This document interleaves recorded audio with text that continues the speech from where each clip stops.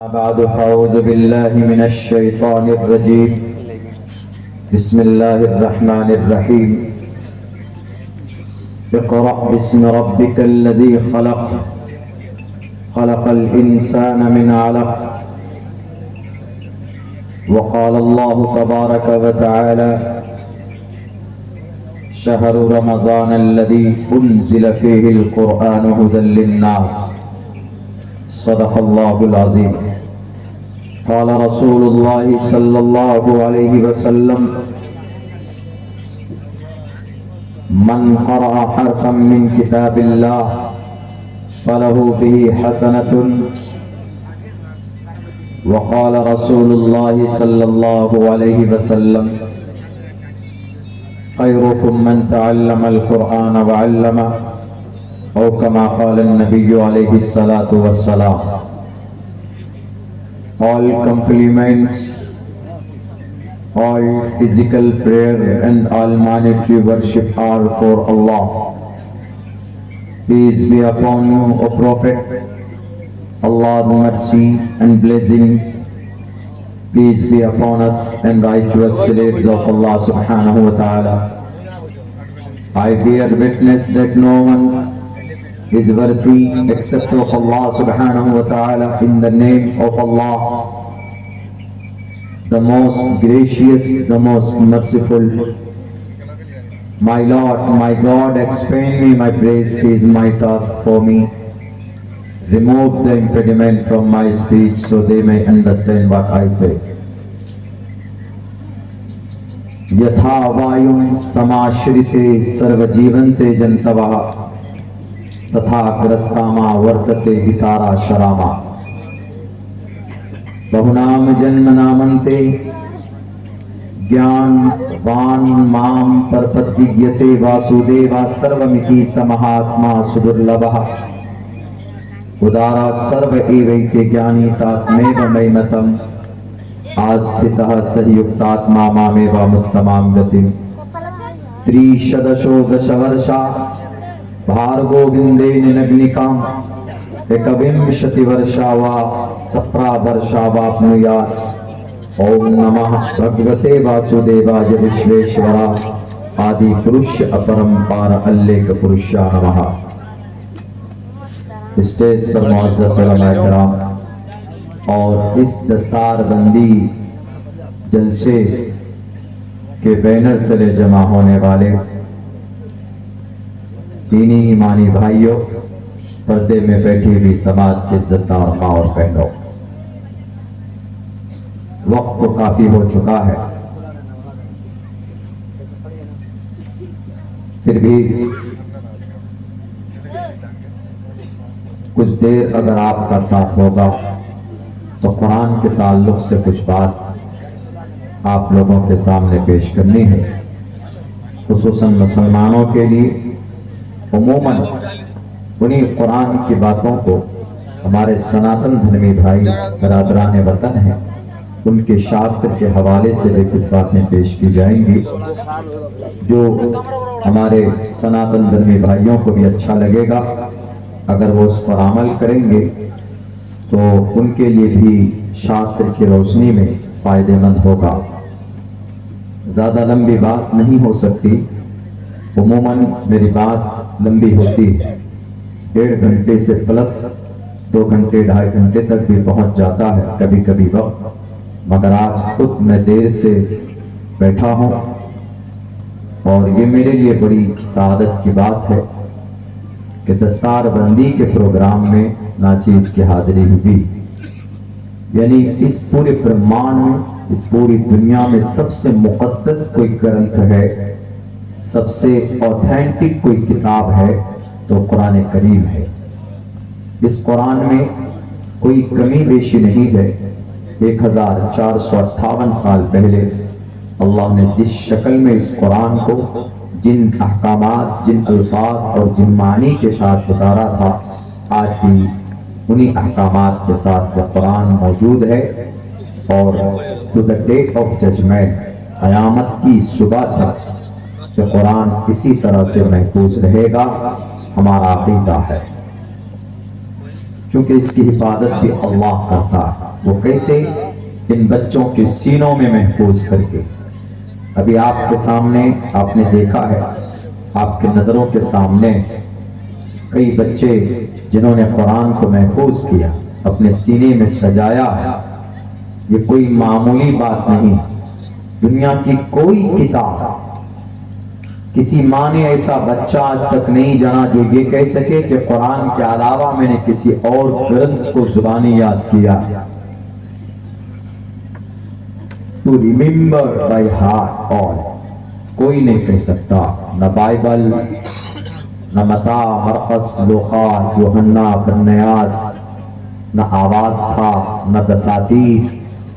भारत के अंदर सनातन धर्मी भाइयों की किताब है, ऋग्वेद है, यजुर्वेद है, सामवेद है, अथर्ववेद है, पुराण है, 18 उपनिषद है, रामायण, महाभारत, गीता है, और भी सारी तालमूद है, आदि ग्रंथ है। बहुत सारी uncountable authentic books are found in entire world. बहुत सारी किताबें, लेकिन किसी किताब को आज तक from the start to the end, शुरू से आखिर तक वो किताबें याद नहीं की जा सकती। लेकिन सिर्फ there is only one book, एक किताब है, and to remember by heart very easily within 1 year, 6 months, 3 months, ज्यादा से ज्यादा 3 साल या 4 साल, कम से कम 3 महीने में भी, बल्कि 1 महीने में भी इस कुरान करीम को याद किया गया है। और बहुत आसानी से बच्चे इसको याद कर लेते हैं। एक एक लफ्ज, एक एक हर्फ, एक एक जबर और जेर में कोई फर्क नहीं होता। मैं हाफिज कुरान हूं, अगर मैं पढ़ूंगा आपके सामने 1-2 सूरत पढ़ूंगा, कोई गड़बड़ी होगी, जबर जेर में भी फर्क होगा, तो दूसरा हाफिज कहेगा कि ये नहीं, ये है फौरन। तो ये इस कुरान की खासियत है, इट्स मिरेकल, ये मौजज़ा है कुरान। और जो कुरान को याद करता है उसको क्या मिलेगा? उलमाए किराम ने शायद इस पर बात की होगी। अल्लाह के नबी फरमाते हैं, मन क़रअ हरफम मिन किताबिल्लाह, दुनिया की किसी किताब को पढ़ने पर नेकी नहीं दी जाती। कोई भी किताब पढ़े, आपके नॉलेज में इंप्रूव हो सकता है, आपका ज्ञान बढ़ सकता है, आप ज्ञानी बन सकते हैं, आप इल्मी दौलत में आपका इजाफा हो सकता है, लेकिन नेकी नहीं मिल सकती। कुरान की खास बात यह है कि अगर कोई कुरान के एक हर्फ को पढ़ता है, मन क़रअ हरफम मिन किताबिल्लाह फलहु बिही हसनतुन, तो उसके लिए एक नेकी है, लेकिन इसका अज्र ज्यादा है, 10 गुना अज्र, यानी 10 नेकी। मन क़रअ हरफम मिन किताबिल्लाह फलहु बिही हसनतुन, अल्लाह के नबी फरमाते हैं जो इस कुरान के एक हर्फ को पढ़ता है उसको 10 नेकी दी जाती है। 10 नेकी। जो पढ़ना जानता है, तिलावत करता है, सिर्फ हाफिज कुरान के लिए नहीं है, एनीवन, कोई भी। यहां तक कि अगर हमारे बिरादरान वतन या दुनिया का कोई भी मनुष्य, जैन, क्रिश्चियन, बौद्ध, कोई भी पढ़ता है तो उसको दुनिया के लिए, दुनिया में उसको अच्छा अज्र दिया जाता है इसको पढ़ने की वजह से। तो एक हर्फ पर 10 नेकी। लेकिन कुछ लोग ऐसे भी हैं जो पढ़ते हैं, पढ़ना नहीं आता, बचपन से सीखा नहीं, कोशिश नहीं की, मदरसे में नहीं गए, मकतब में नहीं गए, जवान हो गए, 50 साल की उम्र हो गई, and he become old man, वो उम्र दराज हो गए, लेकिन अब उनको ये महसूस हुआ कि नहीं, कुरान सीखना चाहिए।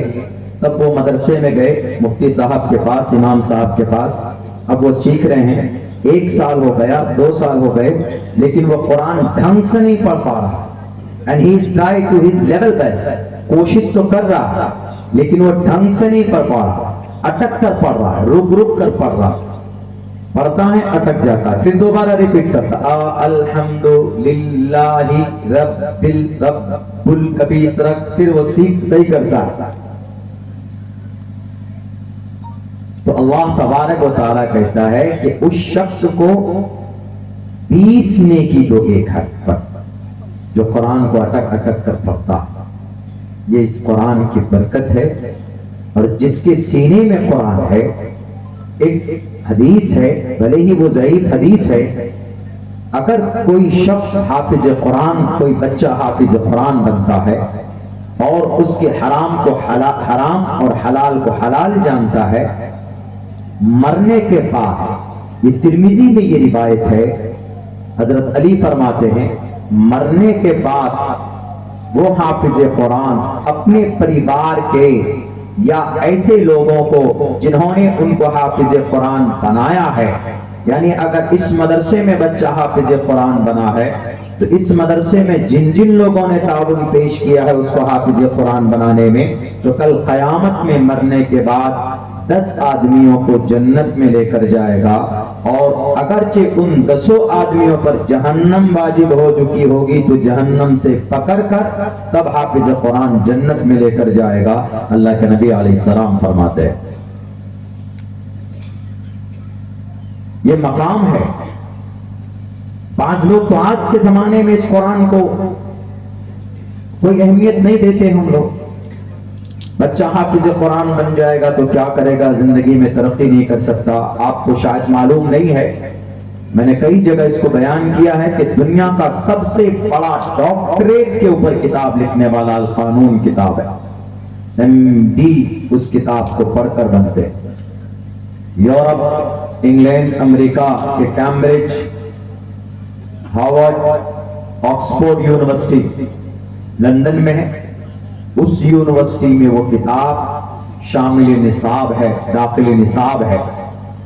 10 लाख अल्फाज हैं उस किताब में। कुरान में तो 3,22,000 हुरूफ है, लेकिन उस किताब में 10 लाख हुरूफ है। वो किताब MD जो डॉक्टर बनता है उसकी मेडिकल के बच्चे पढ़ते हैं उसको। उसमें सिर्फ, उसमें इबादत कहीं नहीं है, उसमें नमाज का चर्चा कहीं नहीं, उसमें ज़कात के बारे में कहीं नहीं, उसमें पर्दे के बारे में कुछ नहीं है, शराब जिना के बारे में कुछ नहीं है, उसमें सिर्फ मेडिसिन के ऊपर है, उसमें ट्रीटमेंट के ऊपर है। यानी एक डॉक्टर की जिंदगी में मेडिसिन, ऑपरेशन वगैरह वगैरह, उसी टॉपिक के ऊपर पूरी किताब है। उस किताब को लिखने वाला जो राइटर है, जो मुसन्निफ है, 11 साल की उम्र में मदरसे में वो हाफिज कुरान बना था। और एक हाफिज कुरान ने हिफ्ज करने के बाद इल्म तिब के ऊपर महारत हासिल की। इल्म तिब को MBBS बोलते हैं। हिकमत में डॉक्टरेट में डिग्री ली, PhD की उन्होंने, और इस्लामिक प्लेटफॉर्म से, लेकिन हाफिज कुरान है। उस शख्स का नाम शेख हुसैन इब्न अली सीना है, और जिन्होंने ऐसी किताब लिखी है कि आज भी अंग्रेज घुटने टेक कर उस किताब को सलाम करते हैं। तो ऐसा नहीं कि अगर कोई हाफिज बनेगा तो वह तरक्की नहीं कर सकता, वो सिर्फ मस्जिद में झाड़ू लगाएगा, अजान पढ़ेगा, तो क्या कम बरकत वाली बात है? अगर हाफिज कुरान अजान पढ़ता है तो कल क़यामत में सबसे ऊंची गर्दन उसी की होगी। काना अतवल अन्नास इला यौमिल क़ियामति आनाक़न अल मुअज़्ज़िनून, मुअज़्ज़िनों की गर्दन सबसे ऊंची होगी। दुनिया का prime minister, CM, MP, MLA, उद्योगपति, करोड़पति, जमींदार सब कल क़यामत में नफ्सी नफ्सी के आलम में मुब्तला होंगे, लेकिन हाफिज कुरान से कहा जाएगा इक़रा वर्तक़ी, पढ़ो और जन्नत में जाओ। There is no question for you, there is no condition for you, you free, तुम फ्री हो जाओ। इक़रा पढ़ो जैसे दुनिया में पढ़ते, वर्तक़ी चढ़ो, जन्नत के बाला खाने में चढ़ो, जहां तुम्हारा कुरान पूरा होगा वहीं पर तुम्हारी मंजिल होगी। ये एक हाफिज कुरान के लिए मकाम मर्तबा। हम लोग ऐसे ही समझते हैं दुनिया तो गुजर चली गई, जिंदगी खत्म, मौत आई सब खत्म, और ये होना है ऑलमोस्ट टू डाई, कुल्लु नफ्सिन ज़ाइक़तुल मौत, सबको मरना है। लेकिन अपने बच्चे को कम से कम हाफिज कुरान बनाइए, तालीम जरूर दीजिए अपने बच्चों। कुछ लोग एतराज करते हैं इस कुरान पर। बाज ऐसे लोग भी हैं जिन्हें इल्म नहीं है, जिन्हें ज्ञान नहीं है, वो कुरान पर एतराज करते हैं कि मुसलमानों के पास जो कुरान है, जो मुसलमानों का जो ग्रंथ है, उसमें बहुत बहुत गलत बातें लिखी गई है। कुरान सिर्फ मुसलमानों की किताब है। कोई मुसलमान, कोई मुफ्ती साहब कहेगा कि this book only for Muslim, नहीं, कुरान मुसलमानों की किताब नहीं है, कुरान इंसानों की किताब। मैंने आयत पढ़ी अभी, शहर रमजान अल्लज़ी उन्ज़िल फ़ीहिल कुरआन हुदल लिन्नास, नास सबको बोला जाता, मर्द, औरत, हिंदू, मुस्लिम, क्रिश्चियन, जैन, बौद्ध, पूरी दुनिया में जो हजरत आदम की औलाद है, सबके लिए, नास सबके लिए कुरान हिदायत है। कुरान में क्या है? पहले नंबर पर क्या है?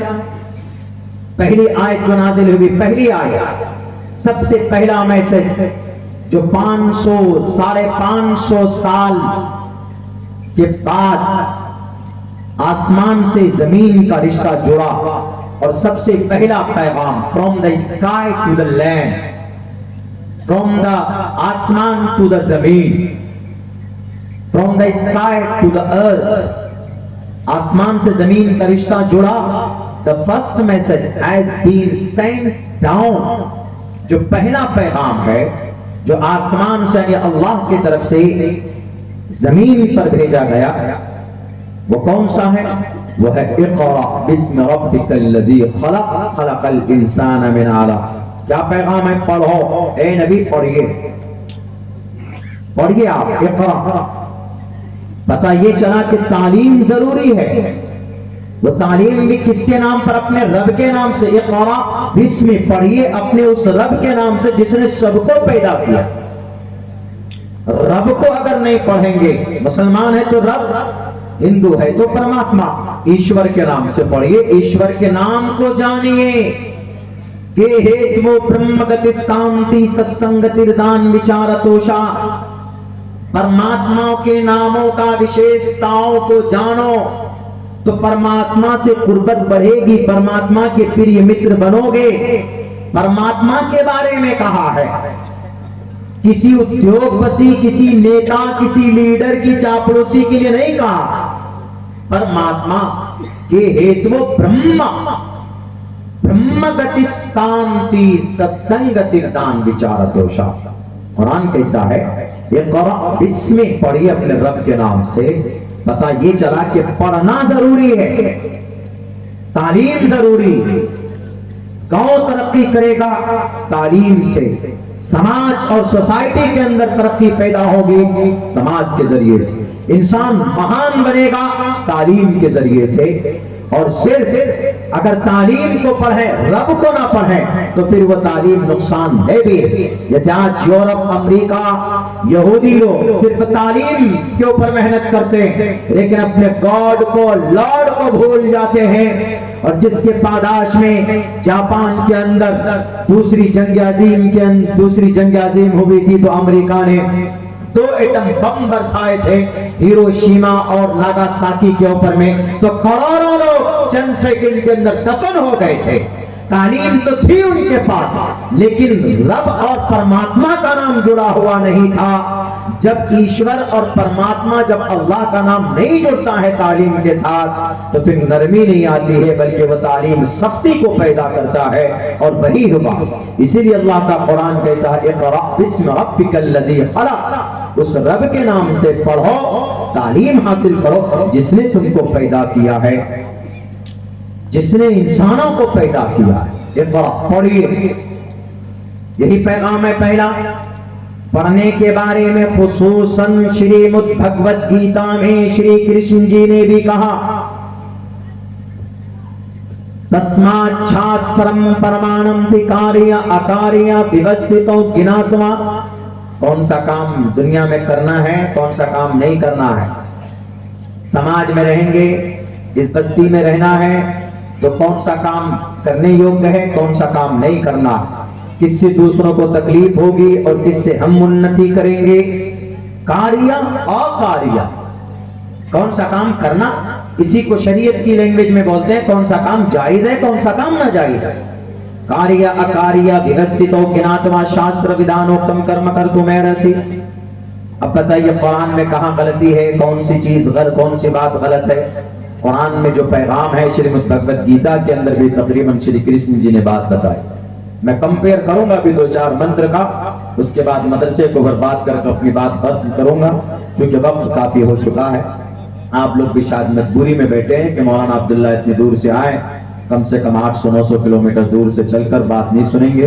बहरकैफ आप लोग अगर बैठे हैं, and this is good opportunity for my self, मेरे लिए बहुत अच्छी बात है, मैं आपको सुना सकूंगा। खैर आज ही है, कल फिर आप चराग जलाकर ढूंढेंगे तो कोई नहीं मिलेगा, कोई नजर नहीं आएगा यहाँ। अभी तो नूरानी फरिश्ते भी मौजूद हैं, आपके जलसे को नोट कर रहे हैं, सब हैं यहाँ पर। यहाँ तक कि हमारे देश के प्रोटेक्टर प्रशासन के भी लोग भी मौजूद हैं, कल ढूंढेंगे तो ये भी नहीं आएंगे। हमारी माएँ बहनें भी मौजूद हैं, आप भी बहुत दूर से लोग आए हैं, तो इसका फायदा उठाया जाए। तो कुरान में वो बातें हैं जिनके बारे में अफवाह फैलाया जाता है कि कुरान में क्या, पहला पैगाम तो वो बताया हमने इक़रा पढ़ने के बारे में, गीता में भी है, पढ़ा जाए, तालीम हासिल की जाए। किसके बारे में? ईश्वर के बारे में। और जिसमें ज्ञान आता है, जिसमें तालीम होती है, वो इंसान तालीम ही के जरिए महान होता। हमारे इस मुल्क में एक बड़े इंसान मोहनदास करमचंद गांधी महात्मा कैसे बने? ज्ञान के जरिए से, इंसानियत के जरिए से, ऐसे नहीं। इल्म, एजुकेशन, नॉलेज अगर ईगो के साथ आए, तकब्बुर के साथ आए तो फिर तबाही का जरिया बनता। अगर रहमदिली के साथ आए, नरमी के साथ आए तो फिर उससे बड़ा इंसान कोई नहीं बनता। गांधी जी को महात्मा ऐसे नहीं कहा गया, इंसानियत थी उनके। सिर्फ एक परिवार की गुर्बत को देखकर पूरी जिंदगी में उन्होंने कभी कोट पैंट अपनी जिस्म पर नहीं चढ़ाया। यही चंपारण आपके करीब में है। जब उन्होंने सत्याग्रह आंदोलन को शुरू किया, इस देश में लुटेरे जब जालिम जल्लाद अंग्रेज आए थे उनको खत्म करने के लिए, उनको मिटाने के लिए, तो गांधी जी ने हिंदू मुसलमान को सबको साथ लेकर इस देश में अंग्रेजों को भगाने का काम किया। गांधी जी गरीब नहीं थे कि 2 ही कपड़े उनके पास, 2 ही धोती, एक बदन पर और एक कमर पर नीचे, 2 कपड़े नहीं थे। बड़े ऊंचे घराने के और बहुत मालदार बैरिस्टर थे वो, बैरिस्टर। इंग्लैंड के अंदर पढ़कर साउथ अफ्रीका में जाकर प्रैक्टिस करने वाले महात्मा महागुरु। इनके उस्ताद ने इनसे कहा कि गांधी, मोहनदास, तुम्हारी जरूरत तुम्हारे देश में है, जाओ, वहां पर जाओगे तो अपने देश को बचा पाओगे। जब गांधी जी आए मुल्क हिंदुस्तान, तो आने के बाद इन्होंने सोचा कि सत्याग्रह को फिर से शुरू किया जाए। तहरीक तो शुरू हो चुकी थी, लेकिन उसकी शुरुआत चंपारण की, बिहार की धरती से की। अपने दोस्त के घर पे आए, आकर अपने दोस्त को कहने लगे कि खाना पीना सब हो चुका, अब मैं अपने घर के लड़कियों, घर के माताओं का मैं उनकी दुआ लेना चाहता हूं। जरा हमें, जो घर में औरतें हैं, हमारी भाभी है, हमारी माता है, तुम्हारी माँ है, इन 2 औरतों का आशीर्वाद मेरे सर पर दिला दो, मैं निकल पड़ूंगा इस देश को आजादी के परचम को लेकर। तो उन्होंने कहा कि ठीक है। माता आई, माँ आई, पहले उनसे आशीर्वाद लिया, उसके बाद फिर 5 मिनट के बाद में उनकी भाभी आती है, उनका भी आशीर्वाद लिया। उसके बाद गांधी जी ने कहा कि मैं दोनों माता से एक साथ, दोनों नारी से एक साथ मैं आशीर्वाद लेना चाहता हूं, एक साथ, दोनों की दुआ चाहिए मुझे, एक साथ, अलग अलग नहीं। तो उनके दोस्त ने कहा कि गांधी जी, मोहनदास करमचंद बैरिस्टर साहब, ऐसा है कि मेरे घर में सिर्फ एक ही ढंग का कपड़ा है, एक ही साड़ी है, वरना पुराने फटे हुए कपड़े हैं। जब मेरी बीवी पहनती है तो मेरी माँ फटे हुए कपड़े पहनकर रहती है, और जब मेरी माँ पहनती है, आपके पास आती है उसको पहनकर, तो मेरी बीवी उसको इस्तेमाल करती है। इसीलिए दोनों औरत एक साथ नहीं आ सकती, क्योंकि उनके पास सलीके के कपड़े नहीं। तो गांधी जी ने सोचा कि इतनी गुर्बत इस देश में, हमारा मुल्क इतनी गुर्बत और इतनी मुफलिसी में लोग यहाँ पर जिंदगी गुजार रहे हैं, और मैं कोट पैंट में उसी दिन तौबा किया, निकलने के बाद अपनी जिस्म से कोट को पैंट को उतार कर फेंका, और उन्होंने ये तय किया कि मैं मरते दम तक जब इस मुल्क हिंदुस्तान को इस लेवल पर नहीं पहुंचा दूंगा कि सबके पास अच्छे कपड़े हो, अच्छे मकान हो, खाने पीने के बेहतर असबाब हो, तब तक मैं इस अपने बदन पर कपड़ा नहीं चढ़ाऊंगा। पूरी जिंदगी बिता दी, मर गए, चले गए, लेकिन उन्होंने अपनी बॉडी के ऊपर कभी कोट पैंट आपने नहीं देखा होगा। उसकी वजह यही थी, उनके अंदर इल्म के साथ साथ इंसानियत थी, तो इसीलिए उनको खिताब दिया गया मोहनदास करमचंद गांधी, महात्मा गांधी। महात्मा हर किसी को नहीं मिल सकता, अब्दुल्ला को नहीं मिल सकता, आपको नहीं मिल सकता। महाआत्मा का मतलब बड़ी शख्सियत, ऊंची जात के मालिक। इसीलिए मैं कहा करता हूं कि अगर इल्म आएगा, अगर इल्म नरमी के साथ आए, अगर इल्म रहमो करम के साथ आए तो उससे कौम को फायदा होता है। इल्म नफरत के साथ आए, ज्ञान अगर तकब्बुर के साथ आए तो फिर इस उम्मत का बेड़ा गर्क कर सकता, इस मुल्क का चौपट कर सकता। फिरौन को जानकारी थी लेकिन गुरूर था साथ में, तो फिरौन बना वो मर्द, आज तक जमीन और आसमान ने उसको कबूल नहीं किया। अबू जहल को बहुत ज्यादा ज्ञान होने के बावजूद भी दुनिया ने कबूल नहीं किया, इस उम्मत का फिरौन कहलाया। तो इसीलिए मैं कहता हूं कि ज्ञान आए, नरमी के साथ आए। इसी को श्रीमद् भगवद गीता में कहा है, बहुनाम जन्म उदारा सर्व एवैते ज्ञानी तात्मेव मयमतम आस्तिता संयुक्तात्मा मामेवा मुत्तमाम गतिम बहुनाम जन्म नामन्ते ज्ञानवान माम परपद्यते वासुदेवा सर्वमिति स महाआत्मा। महात्मा इंसान कैसे बनता है? ज्ञान से, तालीम से बनता। महात्मा तभी बनता है, गुरु तभी बनता है। तो इससे साफ पता चलता है कि ज्ञान होना जरूरी है। इस मंच से मैं अपने सनातन धर्मी भाई को भी कहूंगा कि आप भी ज्ञान हासिल करें अपने शास्त्र की रोशनी। अगर आपको कोई कुरान के बारे में, इस्लाम के बारे में गलत खबर देता है तो उसको आप किसी से वेरीफाई मत कीजिए। व्हाट्सएप, फेसबुक तो ये तो लड़ाने वाले काम करते हैं, बल्कि अपने शास्त्र में पढ़े। शास्त्र में अच्छी बातें लिखी होती।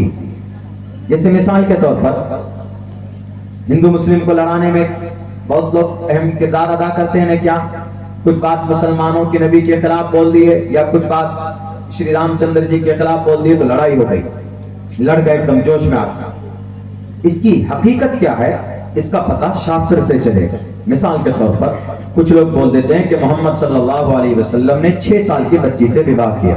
अम्मा आयशा से 6 साल की उम्र थी ना।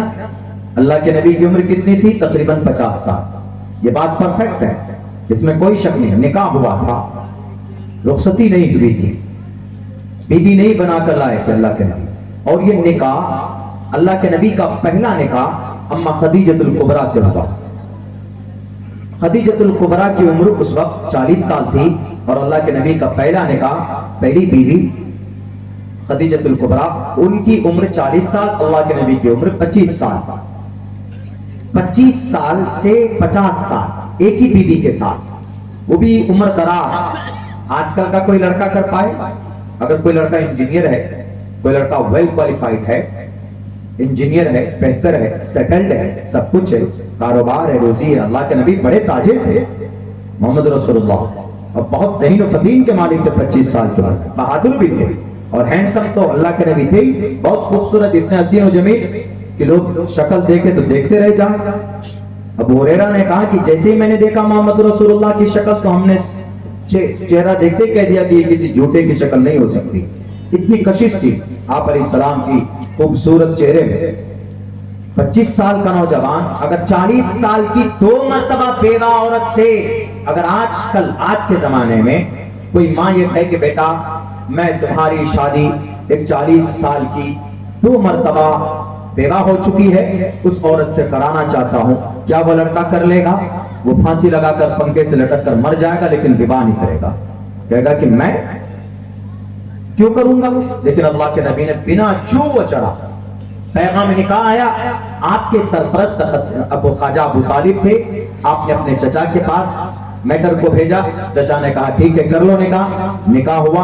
25 साल तक बूढ़ी औरत के साथ रहे, कोई विवाह नहीं। जब उनका इंतकाल हो जाता है तब अम्मा आयशा से विवाह निकाह होता है, निकाह। और निकाह कौन पढ़ाते? आयशा सिद्दीक़ा रज़ी अल्लाह ताला अन्हा के वालिद अबू बकर पढ़ाते। इस्लाम में ऐसा है कि अगर लड़की या लड़का नाबालिग हो, 6 महीने की हो, 1 महीने की भी हो, उम्र लड़की की या लड़के की दोनों की, इस्लामिक शरीयत में यह प्रावधान है कि अगर माँ बाप, लड़की लड़का दोनों के माँ बाप अगर राजी हो तो निकाह पढ़ा सकते, निकाह वैलिड हो जाएगा। माँ बाप राजी हो। इस्लाम में लड़की 12 साल की उम्र में बालिग होती है, लड़का 14 साल की उम्र में। भारत के संविधान में लड़की 18 साल की उम्र में, लड़का 21 साल की उम्र में होता। हमारे इंडियन कानून में ये सिस्टम है। एक मैंने बताया बैरक है। उस जमाने में मोहम्मद रसूलुल्लाह का विवाह हुआ खदीजतुल कुबरा के इंतकाल के बाद। तो निकाह कौन पढ़ाया? अबू बकर सिद्दीक। तो पहले ये पता चला कि आप अलैहिस्सलाम ने दबाव डालकर निकाह नहीं पढ़ा अम्मा आयशा से। अगर दबाव डालकर पढ़ते तो फिर अबू बकर क्यों पढ़ाते? वो तो बाप हैं, वो तो डंडा लेकर खड़े हो जाते कि मेरी बीवी, मेरी बेटी पर जुल्म नहीं होने दूंगा। नहीं, खुशी से पढ़ाया, खुशी से। निकाह हो गया। अम्मा आयशा 9 साल की हो गई। तब 9 साल की होने के बाद अबू बकर ने कहा, अल्लाह के नबी आपकी बीवी आपके लायक हो चुकी है, अब आप लेकर जा सकते हैं, लेकर जाइए। तो अल्लाह के नबी कब लेकर आए? तो क्या 9 साल की उम्र में भी तो बच्ची छोटी होती, विवाह कैसे कर सकते? आज के जमाने में तो 15 साल की उम्र में भी नहीं कर सकते। क्यों? सेहत के एतबार से कमजोर होती, इंडियन कानून इजाजत नहीं देती आपको। ज्यादा से ज्यादा बच्ची ताकतवर हो, लड़का लड़की दोनों इस लिहाज से, उम्र के लिहाज से इस दहलीज पर पहुंचे, सेहत इतनी मजबूत हो उनकी कि ताकि अगर वो शादी कर ले तो शादी के बाद बीमार न पड़े। इसका रिजल्ट कम आता है जब बच्चे की पैदाइश होती। आज कम से कम 75% बच्चे की पैदाइश सीजर के जरिए से होता, ऑपरेशन के जरिए से होता, नॉर्मल डिलीवरी नहीं होती। क्यों? क्योंकि सेहत में, खाने में केमिकल खाते हैं, सेहत कमजोर होने की वजह से। वरना 15 साल पहले घर में एक आबादी बढ़ जाती थी, पता ही नहीं चलता था। एक बच्चे का जन्म हो गया, किसी को पता नहीं चलता था आसपास में। लेकिन अब वैसा सिस्टम नहीं है। तो इसीलिए कमजोर, कम उम्र में बच्चे का विवाह नहीं होना चाहिए। आप ये कहेंगे कि मौलाना अल्लाह के नबी ने तो किया है, तो इसका एक्सप्लेन क्या है? इसका एक्सप्लेन ये है कि अम्मा आयशा 9 साल की उम्र में बालिग हो चुकी थी। क्यों? क्योंकि अरब में गर्म इलाका है। गर्म इलाके में बच्चे कम उम्र में बालिग हो जाते हैं, बड़े हो जाते हैं। जैसे नेपाल चले जाएं, एक नेपाली 50 साल का आपकी उम्र के सामने, आपके सामने खड़ा कर दिया जाएगा तो नेपाली दिखने में लगेगा कि 15 साल का है, उम्र 50 साल। क्यों? वहां के आबो हवा। एक चाइनीज को आपके सामने लाके खड़ा कर देंगे, 70 साल का, दिखने में लगेगा कि अभी 30 साल का है। तो अम्मा आयशा उस वक्त में 1500 साल पहले की बात है, 1400 साल पहले की बात है। उस वक्त में गर्म आबो हवा, वहां के वेदर कंडीशन की वजह से, वेदर के माहौल के ऊपर अम्मा आयशा 9 साल की उम्र में बालिग हो चुकी थी। तो बालिग होने के बाद तब अल्लाह के नबी ने रुखसती अपनी बीवी बनाकर अपने घर पर लेकर आए थे। लेकिन वो लोग क्या कहते हैं, आज के जमाने में उसको आज के जमाने में उसको फिट करते हैं कि देखो अगर आज 9 साल की बच्ची का विवाह हो जाए तो हम कहते हैं कि आज के जमाने में नहीं कर सकते, क्योंकि पहले का मौसम कुछ और था, अब का मौसम कुछ और है, इसीलिए नहीं कर सकते। उस जमाने में 150-200 साल की उम्र होती थी, अभी 150-200 साल तो कोई जाता भी नहीं है, 70-80 साल में टपक जाता है, निकल जाता है इस दुनिया से, यमराज उसको लेकर चला जाता है। इसीलिए अब 1500 साल पहले क्या हुआ था उसको अभी डिपेंड करके कोई फैसला करेंगे तो गलत। और उस वक्त अल्लाह के नबी ने गलत नहीं किया था। आप अलैहिस्सलाम ने 6 साल की उम्र में विवाह किया, 9 साल की उम्र में रुखसती की तो गलत नहीं था। शरीयत के अंदर में ये फरमान है। लेकिन इसी को लड़ाते, इसको बोलेंगे, हिंदू मुसलमान कराएंगे, और हमारे नौजवान न इधर समझते न उधर समझते, बस डंडा उठाया, लड़ने लग गए। लड़ने से नुकसान होता है, समाज खतरे में आता है, लोगों को तकलीफ होती है। शांति और जो अमन सुकून का माहौल और फिजा खराब होता है, बिल्कुल नहीं होना चाहिए। अगर कोई ऐसा स्टेटमेंट देता है, जैसे एक गुरुजी ने ये स्टेटमेंट दिया, तो हम देखेंगे कि भाई इसका सोल्यूशन क्या है, तो हम उनसे बहस करेंगे, हम उनसे कहेंगे कि आपने जो ये दलील, आपने जो ये बात कही है, ये बात बिल्कुल परफेक्ट है, लेकिन अल्लाह के नबी अलैहिस्सलाम ने बालिग होने के बाद अम्मा आयशा से विवाह किया था और उस वक्त 9 साल की उम्र में बालिग हो गई थी। अब बड़ा बालिग होना, गोरा काला होना, ये सिर्फ आब हवा पर डिपेंड करता है। आप यहाँ के कुशीनगर के लोग, इस डिस्ट्रिक्ट के लोग गोरे गोरे होते अल्हम्दुलिल्लाह, कम से कम सांवले तो होते ही हैं, काला आप में ज्यादा से ज्यादा 2-2.5-3% होगा। लेकिन इसी भारत में केरला चले जाइए, वहां सब के सब आपको काले मिलेंगे। हालांकि सबसे ज्यादा पढ़ा लिखा गॉड सून जिसको कहा जाता है वो केरला को कहा जाता है। वहां पर आपको 2-3% लोग गोरे नहीं मिलेंगे। टोटल मर्द है, औरत है, बच्चा है, सब के सब काले मिलेंगे। उन्होंने कौन सा गुनाह किया कि भाई इतने पढ़े लिखे होने के बावजूद भी वो काले काले क्यों हैं? उनके पास टेक्नोलॉजी नहीं है गोरे होने के लिए, कोई क्रीम और कोई ऑयल नहीं है कि जो रगड़ रगड़ कर गोरे हो जाएं। नहीं हो सकता, क्योंकि वहां के आब हवा, वहां के पानी का मिजाज और वहां की फिजा की असर ऐसी है कि वो कुछ भी कर ले वो गोरे नहीं हो सकते। वरना केरला वाला डंडा लेकर खड़ा नहीं होगा, अल्लाह हमको काला क्यों बनाकर पैदा कर रहे हैं। तो अल्लाह की तरफ से जवाब आएगा कि यहाँ तुम समंदर के करीब हो, यहाँ पर कोई भी हो, तुम तो फिर भी ठीक ठाक हो। श्रीलंका चले जाओगे, मुथैया मुरलीधरन को देखोगे तो डर जाओगे। वही वेस्ट इंडीज चले जाओ, ये तो क्रिस गेल को इंसान दिन में देखकर कहता है कि ये जिन्नात कहां से आ गया। तो ये सारी चीजें डिपेंड करती है माहौल पर, आब हवा पर। अब इसको अगर आप कुरान और शरीयत में फिट कीजिएगा, आप कहिएगा कि मदीने में, अरब में लोग गोरे चिट्टे होते हैं और हबशी लोग क्यों काले होते हैं। तो ये अल्लाह ने निजाम फिक्स कर दिया है। आपके इस उत्तर प्रदेश में अभी बहुत ज्यादा ठंडी, आप चले जाएं कहाँ, मुंबई चले जाइए, अभी आपको पंखा चलाकर सोना पड़ेगा। इधर के लोग तो बहुत रहते हैं ना। आप बेंगलोर चले जाइए, इधर ठंडी होगी, वहां पर आप पंखा चलाकर सोएंगे। चेन्नई चले जाइए, कलकत्ता चले जाएं, वहां पर गर्मी होती। मेरे बिहार में सीमांचल में चले जाइए, इतने ज्यादा ना गर्मी ना ठंडी है, अभी मौसम ठीक ठाक है। तो ये है, इस पर झगड़ा करने की कोई विषय ही नहीं है। लेकिन उन्होंने कहा कि मोहम्मद के नाम पर नौजवान मुसलमान हाथ में तलवार, हाथ में तीर, एकदम पत्थर ईंट लेकर आ जाते, इसीलिए लड़ाओ। तो हम कहते बिल्कुल नहीं। अगर कोई गलत स्टेटमेंट देता है तो इतना इल्म हासिल करो कि हाथ में तीर, तलवार, पत्थर नहीं, शास्त्र को लेकर उनके सामने बैठो और उनसे कहो कि गुरुजी आपने कहा है कि नबी ने 9 साल की उम्र में अम्मा आयशा को बीवी बनाया, तो ये गलत नहीं है। जिन्होंने गलत कहा उनके शास्त्र में लिखा, उनके शास्त्र में क्या लिखा है? त्रिशदशो दश वर्षा भार गोविंदे नग्निकाम एकविंशति वर्षा वा सप्रा वर्षा वाप्नुयात महाभारत है। महाभारत का ये मंत्र है। इस मंत्र में कहा गया त्रिशदशो 30 बरस का मर्द, 10 वर्षा 10 वर्ष की लड़की से, ऐसी लड़की जिसको हैज का खून ना आया। हैज का खून किसको बोलते हैं? जो बालिग हैं, जो शादीशुदा हैं वो जानते हैं, जो नहीं जानते, जो नाबालिग हैं वो इंतजार कीजिए बालिग होने का और अपनी शादी का। तो जिसको हैज का खून ना आया हो, उस लड़की से 10 साल की अगर हो जाए, 10 साल की कोई बच्ची है, तो 30 बरस का मर्द अगर विवाह करना चाहता है तो महाभारत कहती है, महाभारत ग्रंथ है। महाभारत जैसे मुसलमानों में बुखारी और मुस्लिम है, ऐसे हिंदुओं की, हिंदू भाइयों के यहाँ महाभारत है। जैसे मुसलमानों में कुरान है, हिंदू भाइयों में ऋग्वेद, यजुर्वेद, सामवेद, अथर्ववेद है। जैसे मुसलमानों में फिक़ह की किताब है, हिंदू भाइयों में मनुस्मृति। इसीलिए पढ़ा जाए, शास्त्रों को पढ़ा जाए तो किसी के बीच में कोई इंतशार नहीं होगा और कहीं पर कोई लड़ाई और दंगा फसाद नहीं होगा। तो महाभारत में बहुत प्यारी बात क्या कही गई?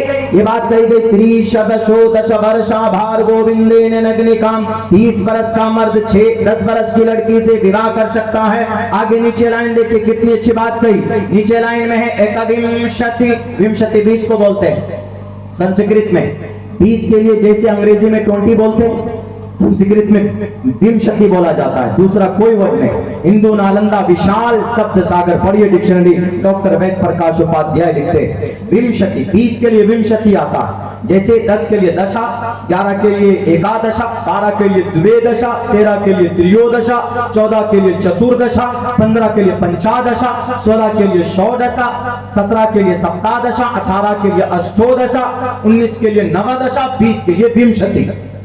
इस 20 में एक को मिला दीजिए, 20 एक 21, एकविंशति, एकविंशति, द्विविंशति, 22 के लिए द्विविंशति, 23 के लिए त्रयोविंशति, ऐसे 30 तक लेकर जाइए। एकविंशति वर्षा, अगर 21 वर्ष का यंग लड़का वह 17 वर्षा बापनु यार, बहुत पहले की बात कही गई, अभी की नहीं। अभी नहीं अगर कोई 21 साल का लड़की 7 साल के बच्चे से विवाह करो, नहीं, बिल्कुल नहीं, इजाजत नहीं। शास्त्र में पहले क्या होता था वो बात देखिए, वो मैं बयान कर रहा हूं। एकविंशति वर्षा, 21 वर्ष का लड़का, वर्षा वर्ष इसी से बरस है, इसी से वर्ष बोलते हैं ना, इस वर्ष में, इस महीने, इस साल में संस्कृत में वर्ष होते हैं, वर्षा, वर्ष, साल को, वर्ष को बोला जाता। एकविंशति वर्षा वासप्रा वर्षा बाप में याद, 21 वर्ष का लड़का 7 साल की बच्ची से भी विवाह कर सकता है। अब ऐतराज खत्म होगा कि नहीं होगा? तो ये झगड़ा कहां से सुलझेगा? ये झगड़ा शास्त्र से सुलझेगा। या तो उनको ज्ञान नहीं है, अगर ज्ञान है तो साजिश के तहत वो बुलवाया जा रहा है किसी नेता या किसी लीडर द्वारा कि तुम बोलो हिंदू मुस्लिम होगा, हमारे मजे आएंगे। शास्त्र लड़ाता नहीं है, शास्त्र मार्गदर्शन दिखाता, मार्ग का दर्शन कराता। शरीयत जुल्म नहीं करती, शरीयत बचाती, शरीयत रब तक पहुंचाती। इसीलिए एक एग्जाम्पल है कि हमारा जो कुरान है इसमें कोई गलत बात नहीं, हमारी जो शरीयत है इसमें अच्छी अच्छी बातें हैं, इसमें किसी के ऊपर जुल्म ज़्यादती नहीं। और फिर वो अम्मा आयशा सिद्दीक़ा रज़ियल्लाहु ताला अन्हा कितनी बड़ी मुअल्लिमा थी, कितनी बड़ी आलिमा थी। आजकल हमारी माँ बहने तो नहीं है शौक, 2210 हदीसें अल्लाह के नबी अलैहिस्सलाम से रिवायत की, 2210। इतनी बड़ी अल्लाह की नेक बंदी, जब जिना की तुहमत लगे अम्मा आयशा पर, हालांकि वो पाक पवित्र है, अल्लाह के नबी भी कंफ्यूज। हजरत अली तो कहते थे अल्लाह के नबी छोड़ दीजिए, आप आयशा को क्यों, बहुत सारी समाज की के अंदर में आपके लिए बेहतर रिश्ते आ सकते हैं, आप बोले तो हम रिश्ता ढूंढें, आपके कौन से कबीले से लाना बताइए। तो अल्लाह के नबी कंफ्यूज, उमर फारूक कंफ्यूज, उमर फारूक साथ में थे, और भी बहुत कई सहाबा किराम ने सोच लिया था कि हो सकता है, यहां तक कि अल्लाह के नबी ने भी कहा कि आयशा अगर तुमसे ये गुनाह हुआ है, अगर इतनी बड़ी जाती हुई है तुमसे, तो अल्लाह गफूरुर रहीम है, तौबा करो तुम, अल्लाह तुम्हारे गुनाह को माफ कर देगा। अम्मा आयशा कुछ नहीं, अम्मा आयशा को तो मालूम है कि उन पर तोहमत है। इतना नेक बनो, इतनी नेकी करो समाज के माए बहने कि अल्लाह की तरफ से फौरन आपकी मदद आए। तो अम्मा आयशा ने कहा कि मुझे उम्मीद है मेरी अल्लाह की जात पर, मैं वही कहूंगी जो यूसुफ अलैहिस्सलाम के भाइयों ने, जो यूसुफ अलैहिस्सलाम के बाप ने उनके भाइयों के बारे में कहा था, मैं किसी के ऊपर कोई कुछ नहीं कहने वाली, मेरा अल्लाह काफी, हस्बुनल्लाहु व निअमल वकील। 1 दिन 2 दिन 3 दिन 4 दिन कशमकश में अबू बकर सिद्दीक, अम्मा आयशा रो रही हैं, कौन करेगा मदद? कोई कोर्ट नहीं उस वक्त में, जो भी कोर्ट है कोर्ट का बड़ा जज कंफ्यूज है, अल्लाह के नबी। तो फौरन कुछ दिनों के बाद एक नहीं 17 आयतें अल्लाह ने कुरान में नाजिल की अम्मा आयशा की मदद और उनकी पाकीज़गी को बयान करने के लिए। वो अम्मा आयशा, अम्मा आयशा जब वही अल्लाह के नबी के ऊपर नाजिल हुई, अल्लाह के नबी ने कहा या आयशा तुम्हारे लिए खुशखबरी है, तुम पाक हो, पवित्र हो, बल्कि ये लोग जल्लाद हैं, जालिम है, जो तुम्हारी पवित्रता के ऊपर में कीचड़ उछालते हैं। तो अबू बकर सिद्दीक ने कहा कि आयशा अल्लाह के नबी का शुक्रिया अदा करो। अम्मा आयशा ने कहा कि अल्लाह के नबी का क्यों शुक्र अदा करूं, मैं अपने रब का शुक्र अदा करूंगी जिन्होंने मेरी पवित्रता को बयान करने के लिए आयतें नाजिल फरमाई। वो अम्मा आयशा जिनके बरकत से तयम्मुम का बड़ा मसला इस उम्मत को मिला है। आयशा ऐसी नहीं थी, बहुत ज़हीन थी, अम्मा आयशा सिद्दीक़ा रज़ियल्लाहु ताला अन्हा। आज हमारी माएं बहनें कहां? आप समाज में, आप अपने घर में दीन का माहौल पैदा कर सकती माएं जितनी भी, सबसे पहले नंबर पर। इसीलिए पंडित दयानंद सरस्वती जी ने कहा अपनी किताब में सत्यार्थ प्रकाश में, मात्रमान पितृमान चार्यवान पुरुषो वेदा। ये मंत्र इसलिए पढ़ रहा हूं मैं ताकि हिंदू भाई भी हैं आर्य समाज के तो वो भी सबक हासिल करें, वरना अल्लाह के नबी की हदीस काफी है, कुल्लुकुम राइन व कुल्लुकुम मसऊलुन अन रइयतिही। घर का माँ बाप जिम्मेदार है अपने बच्चों को दीन की फिजा में उनको परवरिश करने के लिए, तरबियत देने के लिए। क्या पता मात्रमान बच्चों को दीनदार बनाना है, मात्रमान माँ की जिम्मेदारी। आजकल की माएं तो कान में लीड लगाया पाओ, सास बहू ये सब सीरियल देखते रहते। मात्रमान बच्चे की सही पर तरबियत कीजिए, इंशाअल्लाह अच्छा रिजल्ट मिलेगा। जीता जागता सबूत आपके सामने नाचीज अब्दुल्ला सालिम। मेरी माँ डेली मुझे मार मार कर डरा डरा कर बिठाती थी, बैठो पढ़ो, मगरिब से इशा तक खाना नहीं मिलता। डेली मेरे लिए समझिए को तिहाड़ जेल की मैं कैदी समझता था अपने आप। ये डेली पढ़ने बैठो, ऊपर से याद नहीं सबक, तो खाना नहीं मिलता था, उधर नींद अलग से परेशानी। उस वक्त सोची कितनी थी, लेकिन हमारी माँ अपने बच्चों की ब्राइट, उनके फ्यूचर कैसे ब्राइट हो, कैसे मुस्तकबिल रोशन हो, वो जो आप सोच सकते बच्चा नहीं सोच सकता आपका। उन्हीं माँ का नतीजा है, माँ की मेहनत है। मात्रमान सबसे पहले माँ। हम सोचते थे क्या अच्छा कोई बात नहीं, अब्बा आएंगे तो थोड़ा लाड प्यार करेंगे, वो जल्दी से खाना खिला के सुला देंगे। अब्बा आते थे तो डायरेक्ट पूछते थे सबक सुनाया? नहीं सुनाया, इसका खाना 2 दिन बंद कर दो। हम सोचते थे ये दज्जाल उनसे बड़े दज्जाल और सख्ती, मजबूरन याद करना पड़ता था। लेकिन यही है कि उनकी मेहनत की वजह से नाचीज अब्दुल्ला 11 साल की उम्र में हाफिज कुरान बना था। तो वही है मात्रमान, बच्चे की परवरिश पहले माँ, दूसरे नंबर पर पितृमान अब्बा, जैसे मेरे अब्बा।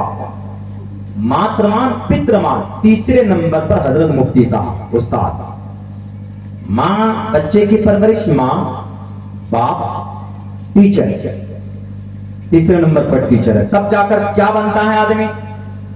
मात्रमान पितृमान चार्यवान पुरुषो वेदा। तब जाकर पुरुष जानकार, आलिम, वैज्ञानिक और बड़ा दीनदार या बड़ा गुरु बनता है। पुरुषो वेदा। जब 3 आदमी की मेहनत होती है तब जाकर एक इंसान, एक समाज के अंदर एक बच्चा पढ़ा लिखा पैदा होता।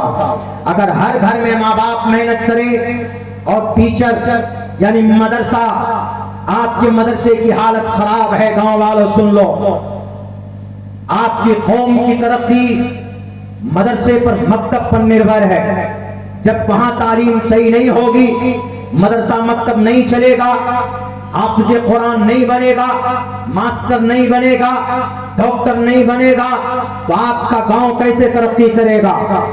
इसीलिए अपने खान पान में कमी कीजिए। अपने बच्चों को जिस इदारे में पढ़ाते हो उस इदारों को सर जोड़कर बैठकर आगे बढ़ाइए। कौम की तरक्की तालीम के अंदर है। अगर तालीम नहीं है आपके बच्चे को तो आपका बच्चा शराबी, कबाबी, दंगाई, लुटेरा, फसादी बनेगा। अगर पढ़ा लिखा समाज आप चाहते तो उसके लिए मकतब का, पाठशाले का होना बहुत जरूरी है। इस मंत्र में यही बात बताई गई, मात्रमान पितृमान चार्यवान। अल्लाह के नबी की हदीस भी है, कुल्लुकुम राइन व कुल्लुकुम मसऊलुन अन रइयतिही। हर बाप, हर माँ बाप, हर गार्जियन से सवाल होगा कल कयामत में, तुम्हारा बच्चा नमाज पढ़ता था नहीं, तुमने क्या किया? तुम्हारा बच्चा कुरान पढ़ना जानता है नहीं जानता, तुमने क्या किया?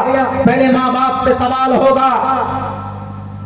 इसीलिए मैं कहता हूं कि आप चाहे एक रोटी दो, एक रोटी ही खाएं, एक रोटी बचाएं, उसका पैसा जो बनेगा तालीमी मकतब में दीजिए।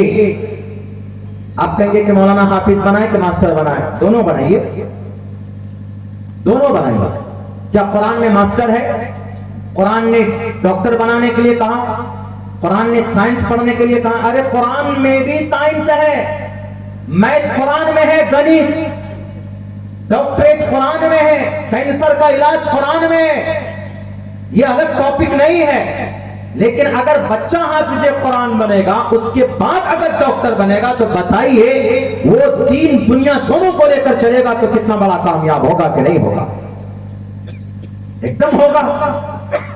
तो सारी चीजें कुरान में है। दलील पूछेंगे तो मैं दूंगा दलील।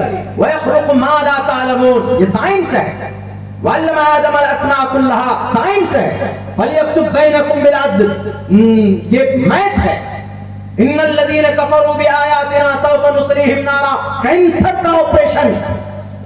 डॉक्टर शेख हुसैन इब्न अली सीना हाफिज कुरान डॉक्टरेट पर किताब लिखकर लाया है। बताइए, तो ऐसा नहीं है। इसको तो अंग्रेज की चाल ने अलग अलग किया है। ये मैट्रिक, साइंस, सोशल साइंस, अंग्रेजी, हिंदी, किनकी सिलेबस है? ये अंग्रेजों का है। लेकिन हम अगर इनको दुनियावी एतबार से अगर फायदेमंद है ये चीज, तो इसका मजमून कुरान में भी मौजूद है। आप एक अच्छा इदारा बना सकते हैं। आपके पूरे बस्ती में 300 घर है। आपके मदरसे का बजट 70,000 रुपए मदरसे का। अगर आप 500 रुपए निकालते हैं महीने में, कम खाइए, चिकन कम खाइए, मटन कम खाइए, मछली कम खाइए, बचाइए, पैसा बचा लीजिए। आप अगर 1 किलो मटन नहीं लाएंगे, चिकन नहीं लाएंगे, तो 500 रुपए बचेगा। वो 500 रुपए जाकर मदरसे में दीजिए। मदरसे में सच्चा मुसलमान और शरीयत की बका चाहते हैं तो मदरसों को आबाद रखना होगा। पढ़ाई नहीं होगी तो अल्लाह को कैसे पहचानेंगे? धर्मगुरु, आचार्य, संत नहीं होंगे तो पूजा प्रार्थना कैसे करेंगे? हमारे हिंदू भाई कैसे हवन जलाएंगे? कैसे दुर्गा माता की पूजा के लिए वो मंत्र पढ़ा जाएगा? या देवी सर्वभूतेषु मां सिद्धिदात्री नमस्तस्यै नमस्तस्यै नमो नमः। शैतान अगर चिपक जाए तो कैसे हनुमान चालीसा पढ़ेंगे? जय हनुमान ज्ञान गुण सागर, जय कपीसते लोक उजागर, रामदूत अतुलित बलनामा, अंजनी पुत्र पवन सुतनामा। पूरा पढ़कर सुना सकता हूँ तर्जुमे के साथ, अल्हम्दुलिल्लाह। तालिबे इल्म हो, पढ़ना जानता हूँ, लेकिन इसके लिए तालीम का होना जरूरी है। इसके लिए पाठशाले का होना जरूरी है। ऐसे ही मदरसा, अगर कुरान की तालीम नहीं होगी, नमाज के बारे में बच्चे कहां से जानेंगे? आप उसी मदरसे में दोनों चीज ऐड कीजिए। हमारे उलमा से मैं कहता हूं, मैं वो कहता हूं जो मैं अमली तौर पर, अल्हम्दुलिल्लाह मेरा स्कूल चलता है। I have run school, small school, and there are 250 students are there in my school. मेरे स्कूल में है, इंग्लिश मीडियम स्कूल है, साथ साथ में बच्चा 5 वक्त की नमाज भी पढ़ता है।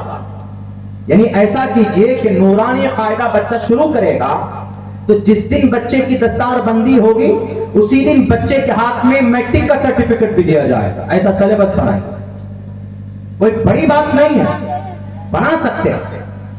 70,000 रुपए खर्च होता है किसमें? खाने में। हमारे उलमा की तनख्वाह में 70,000 रुपए और बजट बढ़ाइए। 7 टीचर की 10,000 रुपए तनख्वाह। कहिए कि ज्यादा नहीं, आपको 3 घंटे पढ़ाना है, उसमें सिलेबस ऐड कीजिए, साइंस, मैथ और सोशल साइंस, जियोग्राफी वगैरह वगैरह। 6 ही सब्जेक्ट है ना स्कूल का, 6 सब्जेक्ट है, 6 में से 5 कर दीजिए शॉर्ट। अब ईवीएस आ गया, सोशल साइंस, साइंस 1 आ गया, दोनों मिलकर 1 कर दीजिए, सब्जेक्ट घट गया। आप हिफ्ज के निजाम अलग रखिए, उसके साथ साथ उन्हीं हाफिज कुरान को हफ्ते में 3 दिन ये 6 सिलेबस को ऐड कीजिए। और टाइम लीजिए गांव वाले से कि आपका बच्चा 5 साल का हुआ, नर्सरी में दाखिला कीजिए, और जो पैसा आप स्कूल में टीचर को देते हैं, फीस देते हैं 500 रुपए, आप वहां न देकर वो तालीम हम आपको यही देंगे। और यहाँ एक हाथ में कुरान होगा तो एक हाथ में साइंस होगा, आपका बच्चा यही पढ़ेगा, दोनों तालीम से आरास्ता होगा। बच्चा कुरान पढ़ेगा, बच्चा अंग्रेजी में बात भी करेगा। अगर 70,000 रुपए का बजट आपने बढ़ा दिया तो बेहतर मास्टर, इंग्लिश मीडियम, इंग्लिश बोलने वाला मास्टर उन बच्चों को पढ़ाएगा, उसकी अंग्रेजी भी अच्छी होगी और वो वो कहीं किसी भंवर में नहीं फंसेगा, कहीं किसी दिक्कत परेशानी में नहीं आएगा। यानी एक तरफ से दीन और एक तरफ से दुनिया, एक तरफ से कुरान और एक तरफ से उलूम व फनून में बच्चा हासिल करेगा। अब बताइए 7 साल के अंदर अगर आप हाफिज कुरान वो बच्चा बनता है, वहीं पर मैट्रिक की तालीम हासिल करता है और महीने में आपके घर से सिर्फ 500 रुपए जाता है, ये स्कूल में भेजने से ज्यादा बेहतर है कि नहीं? आपका मदरसा भी आबाद होगा। 10 साल के अंदर जो नस्ल पैदा होगी ये इस गांव की तकदीर को बदल डालेगी। मैं इसलिए बोल रहा हूं क्योंकि गांव समाज की तरक्की, माशरे की तरक्की अगर कोई करती है तो वो नई नस्ल करती।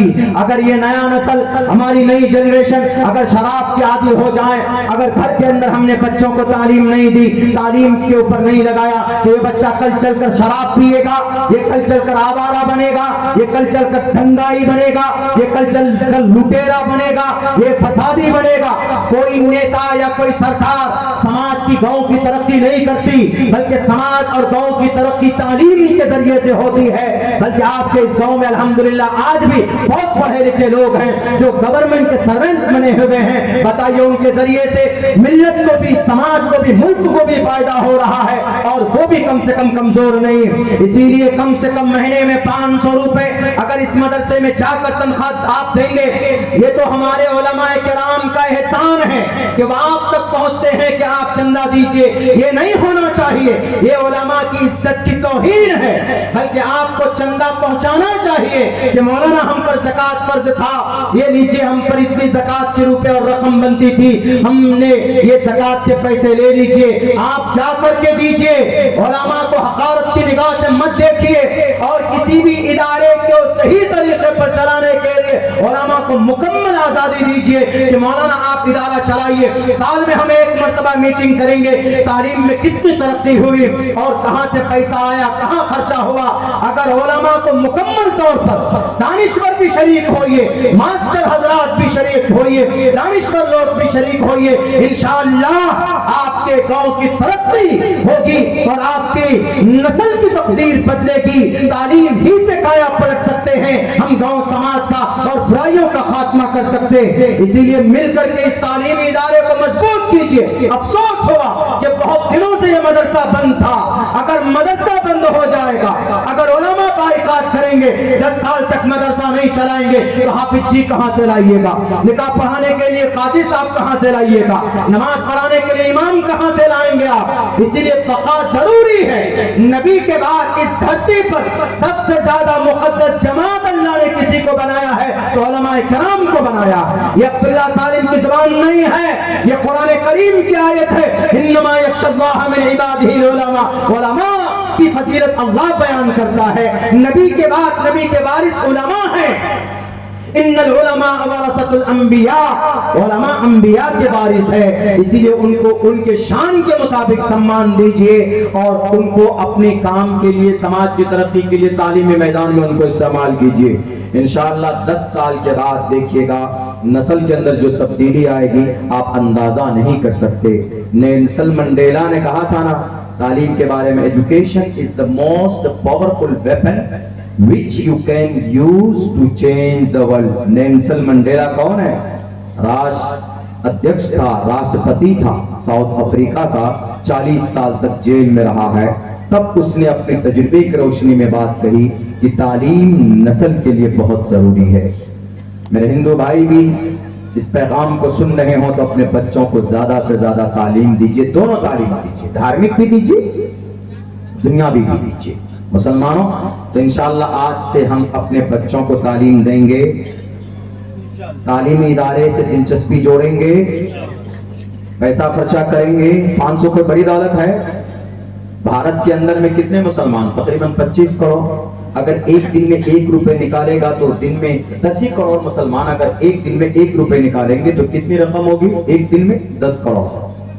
पूरे 30 दिन में अगर निकालेंगे तो 336 करोड़ और पूरे साल 3,500 करोड़। यूनिवर्सिटी बन सकती है, बड़े बड़े इदारे चल सकते हैं, मस्जिद में इमाम को अच्छी तनख्वाह मिल सकती है। कितनी रकम? 1 रुपए। ऐसी तरतीब बने, अल्लाह करे कि ऐसी तरतीब कोई बना दे ताकि ये भारत के लोग गरीब न रहें, न तालीमी एतबार से और न अपनी रिस्क के एतबार से भी। अल्लाह से दुआ करता हूँ अल्लाह कहने सुनने से ज़्यादा अमल की तौफीक अता फरमाए। बहुत बहुत शुक्रिया, जो बातें कही गई है अल्लाह उस पर अमल की तौफीक दे। शुक्रिया, जज़ाकल्लाह। अस्सलामु अलैकुम व रहमतुल्लाह।